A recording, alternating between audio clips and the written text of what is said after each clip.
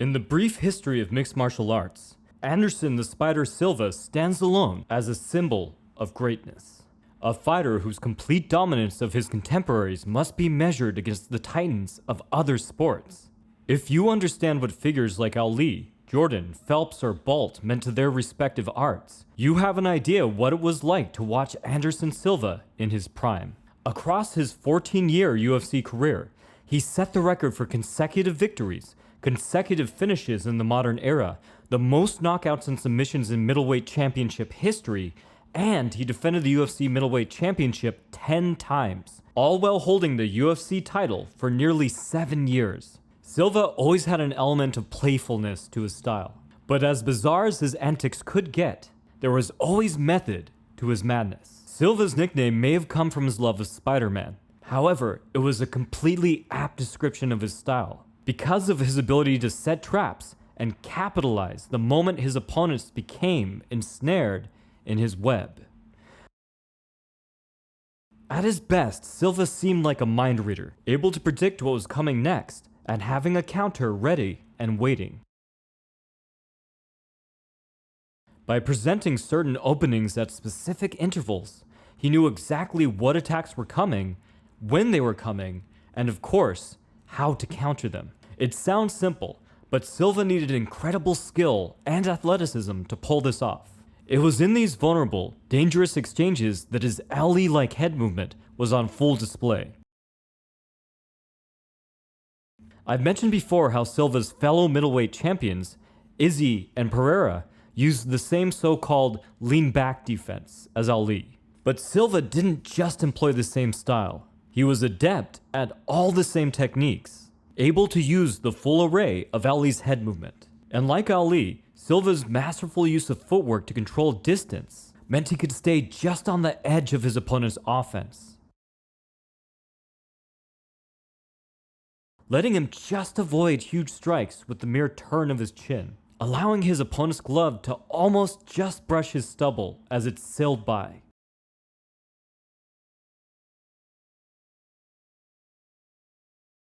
Ali famously used this on Sonny Liston, enticing him to overreach so that Ali could return a devastating counterstrike. Silva reenacted this same moment against former light heavyweight champion Forrest Griffin. Griffin was just as bewildered as Liston, stating in an interview, "I tried to punch him, and he literally just moved his head out of the way and looked at me like I was stupid for doing it, and I felt embarrassed for even trying." This was mental as well. Silva using a host of taunts to encourage reckless action from his opposition. He would wave opponents forward, yell at them, even place his back against the cage, daring them to try their luck. Like Ali, he would whisper aggressive nothings in clinches against the cage. Trying to make him pay was like trying to get a refund from Comcast. Impossible and incredibly painful. As varied as his defensive arsenal was, Silva would usually try to dial in counters from just 1 or 2 head slots.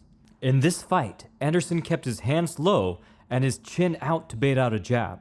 After dialing in the distance and trying out different defensive options, he finally let loose a counter, slipping outside to thread through a knockdown jab. Once he knew this setup worked, he looked to counter with a more powerful punch, the lead hook. The concept was exactly the same, bobbing left and right to present a target, then countering off the same movement. Manny Pacquiao's made a career off of this same setup. This paid off big time, Silva slipping to his left to bait an attack, then escaping to the inside to line up a powerful lead hook. Just like other elusive masters, Silva's head movement wasn't all about avoiding impact. It was a feint all of its own, and as such it worked to dull an opponent's defensive reflexes. His upper body movement would mimic the beginnings of a strike, so opponents could never tell when and where he would actually attack. This way he could probe and prod at the edge of his opponent's range, edging across the battle line into enemy territory without raising any alarm bells. This in turn let Silva safely move into a much closer range than opponents should have been comfortable with. In his fight with Vitor Belfordt, he was able to slowly and methodically work his way into mid-range, with his posture far forward. This slow, unnoticed encroaching danger was an instrumental element of Silva's front kick heard around the world.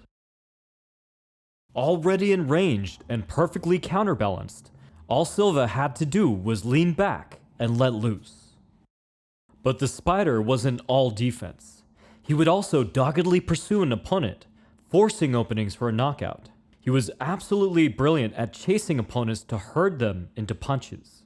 Gliding forward, he would anticipate them moving offline to the left or to the right. Then, like marvelous Marvin Hagler, he could switch to either stance to cut them off and intercept their movement with a strike. By the way, I want to pause here to do a small PSA and point out that although I'm dialing down these concepts into their simplest forms, Anderson was simultaneously using a lot of complex techniques that required years of training and experience. Hidden within all of these examples are broken rhythm feints, secondary lines of defense like parries, long blocks, and grappling tactics, and much, much more. Just because Silva made it look easy and simple doesn't mean it is. The last thing that really stands out to me about Anderson Silva is how good he was at punishing mistakes.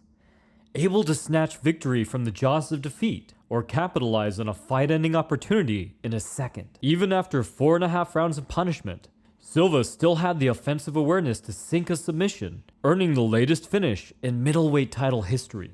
He reacted to what the opponent gave him. Here his opponent bounces off the cage, and Silva immediately split steps to land a picture-perfect knee. Here his opponent drives forward, so Silva disengages for a second to let him move forward into a hard knee. And here, Silva skirted the line of legality, managing to land a pinpoint body knee while his opponent was just sat against the cage. Moments like these are why Anderson the Spider Silva is a living legend and a true definition of martial artist. His prime run was that of jaw-dropping moments, sky-high expectations, and divisional dominance that hasn't been seen since. And for any aspiring mixed martial artist, he's well worth studying. If you'd like to learn all these tactics yourself, you can check out my books on footwork, head movement, striking, or creating your own style. From the Modern Martial Artist, this has been David Christian, wishing you happy training.